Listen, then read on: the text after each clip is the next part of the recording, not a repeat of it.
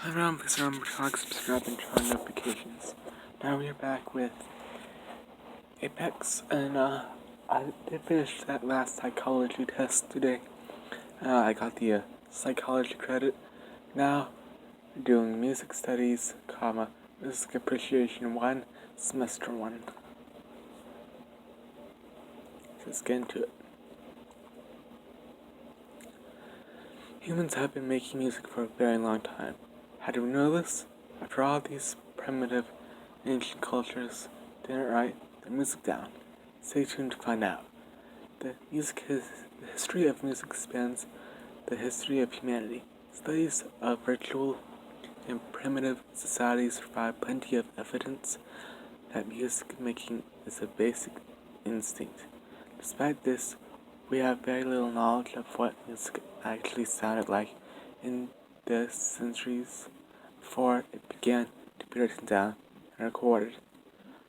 Fortunately, earlier written accounts of music remain, as well as ancient instruments and artworks and illusions showing them in use, all of which convey some idea of the importance of music in ancient civilizations.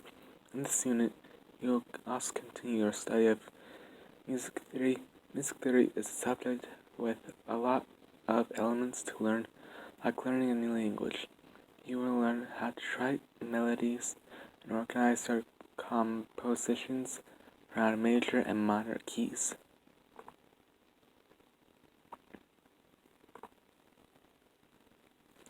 Modern music history is easy to study. Music is written down so we can study scores and parts. We have recordings so we can hear what music sounded like. In addition, we have pictures of composers, copies of the composer's own writings, interviews with them, other people's reviews of the music. Primitive music takes more decisive detective work. Modern printed and recorded resources don't exist for scientists who study primitive music.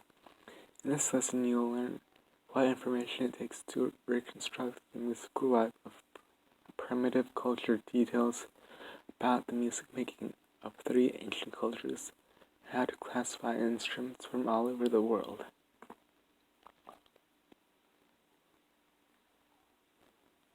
Let's see. Alright. In a picture, really, it's a picture right worth 1,000 words. It is to an archaeologist. As archaeologists study primitive people and ancient civilizations, they often rely on pictures to figure out how people lived and what was important to them. Archaeologists study many parts of ancient societies, but it is the job of an ethnomusicologist to study music-related artifacts and then determine their importance to the ancient cultures. The artifacts ethnomusicologists find most useful to research are musical instruments or the remains of music instruments.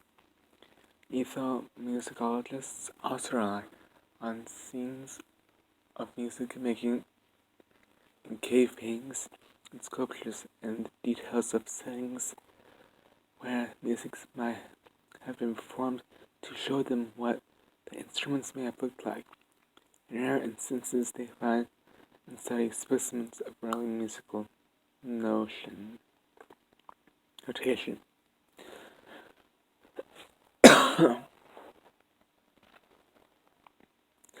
People have been making music for a very long time. Darwin thought that the first musical instrument was probably the human voice, trying to recreate the animal sounds heard in the environment. Later ancient men likely created accompaniment by drums hitting a hollow log, or beating a rock with a club.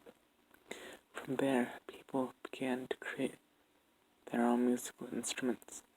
How do you know of this? The remains of musical instruments provide the very earliest evidence of primitive music. These surviving instruments are the ancient ancestors of thousands of musical instruments used in the world today. Some ancient instruments were objects that early humans happened to pick up when singing or dancing, and which produced sound. These instruments were things that surrounded people in society, such as hunting bows, animal horns, skulls, pots, and conch shell horns. In addition to everyday objects, archaeologists have found specimens they believe were created specifically for making music. For example, the oldest flute ever discovered is thought to be 45,000 years old, and you thought your dad's LP collection was dated music.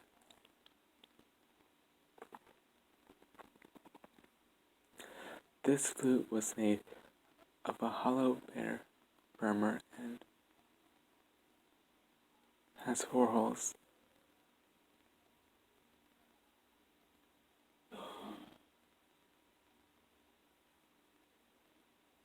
Two of which are undamaged and 2 of which are broken, but all 4 holes were sent in a straight line and almost equal in size.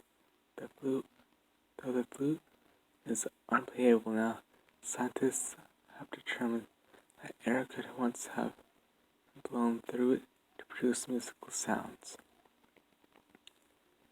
There have also been playable flutes found in China.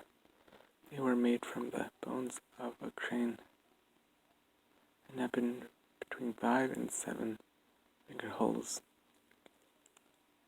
Archaeologists have found that some of the flutes played in a scale of carefully selected notes, suggesting that the musicians could play structured music. Traditional Chinese music has even recorded using these ancient bone flutes.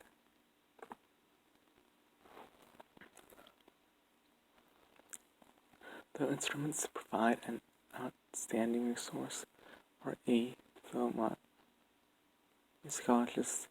Many of the instruments were made out of fragile materials and disintegrated over time. Sculptures, paintings, and other works of art help us to see these instruments looking like and how they were played. In addition, artistic works can help us get a sense of how music was used in ceremonies, celebration, and in everyday life.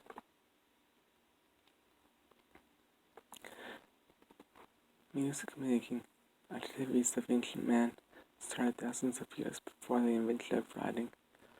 Log drumming, beats, and vocal chants had to be passed down from person to person without being written down. As new instruments were invented and music making became more organized,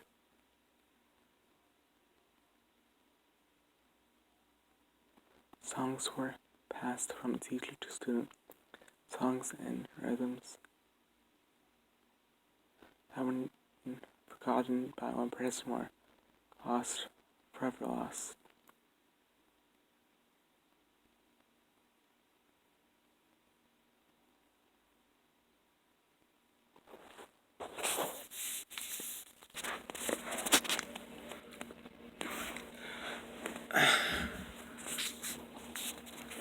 As new instruments were invented, eventually a system was needed to write music down. First known attempt to write music down dates back to 138 BC. This concept is known as the first Delphic Hymn, It was written by an anonymous Athenian to honor Greek god Apollo. The second Deilephagrim, dated 128 BC, was also discovered. The Deilephagrims are recorded on stone tablets. No notation mistakes for those Athenians. Though the Deilephagrims represent an ancient man's first attempt to musical notations, they are not complete compositions, as parts of the tablets were not readable. The oldest surviving example of complete musical composition using musical notation is the Sikelos Epitaph. The melody lyrics are written in ancient Greek musical notation on a tombstone.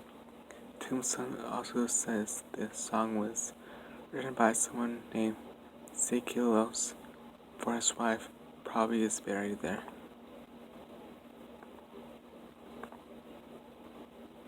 Anyways, I'll put this up later. Please remember to like, subscribe, and turn on notifications. Bye, y'all.